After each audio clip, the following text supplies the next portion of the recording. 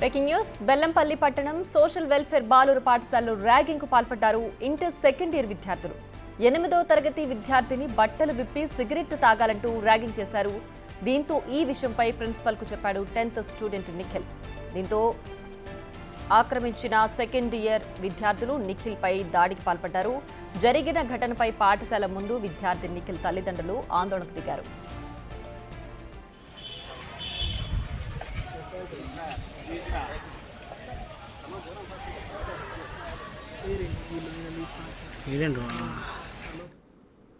ఇక మరింత సమాచారం మా ప్రతినిధి అంజయ్య ఫోన్ లైన్లో అందిస్తారు. అంజయ్య, చెప్పండి, అసలు ఈ ర్యాగింగ్ ఎప్పటి నుంచి జరుగుతుంది?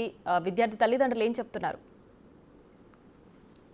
ప్రియా, ఏదైతే బెల్లంపల్లి సోషల్ వెల్ఫేర్ స్కూల్ కి ర్యాగింగ్ భూతం జరిగింది. ఆ భూతంతో కొంతమంది విద్యార్థులు మిగతా విద్యార్థులతో చెలగాట పడుతున్నారు. దానికి సంబంధించిన భయంకరమైన నిజాలు బయటపడ్డాయి. ముఖ్యంగా ఇంటర్మీడియట్ చదువుతున్న కొంతమంది విద్యార్థులు మరొక ఎవరైతే పాఠశాలలో చదువుతున్న 8వ తరగతి చదువుతున్న విద్యార్థిని బట్టలు కూడా తీసి సిగరెట్ తాగాలంటూ వేధించడం తీవ్రమైన కలకలం రేపుతుంది. అదేవిధంగా వేధించడమే కాదు,